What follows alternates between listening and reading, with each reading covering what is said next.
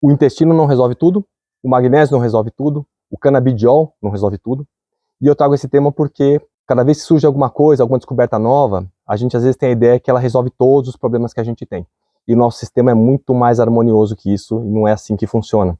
É inegável, né, que o intestino tem correlações aí com várias vias metabólicas, com sinalizações, com inflamação, com diversos elementos. Mas, do ponto de vista, como exemplo cerebral, por exemplo, se a gente tiver alguém com uma condição limítrofe de quadros, né, de emoção, de produção de neurotransmissores, e na hora que eu otimizo essa parte intestinal, eu consigo otimizar, por exemplo, a mobilização do triptofano, que vai ser usado, por exemplo, para formar serotonina, essa pessoa tem uma melhora expressiva dessa parte depressiva, dessa parte toda cognitiva.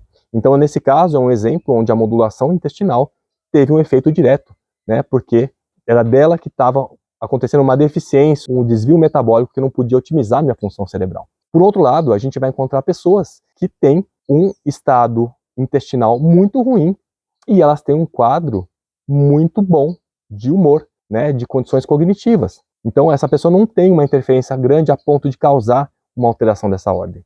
E outras pessoas vão ter um intestino muito bom e vão passar por um quadro importante na vida, por algum acontecimento, que essa pessoa não tem estrutura interna para lidar com aquilo, e ela entra num quadro depressivo, mesmo que o intestino dela seja perfeito do ponto de vista metabólico. Então, é importante que a gente possa olhar o nosso sistema como um todo. E olhando como um todo, a gente vai poder identificar o que está desviado naquele momento. É a depressão que levou a um quadro de inflamação ou a inflamação que levou a um quadro de depressão?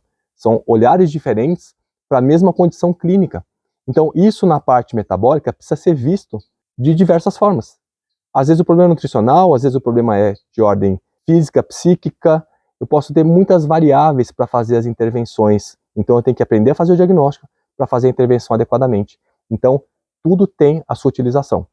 Seja o magnésio, seja o canabidiol, mas cada um dos elementos não tem o poder de resolver todos os problemas que a gente tem do ponto de vista metabólico, porque nós temos várias condições diferentes, de órgãos diferentes, e muitas vezes o que predomina é algo que, por exemplo, não vai estar no intestino. Então a gente precisa olhar para esse conjunto para poder ter um diagnóstico adequado e conduzir adequadamente a pessoa.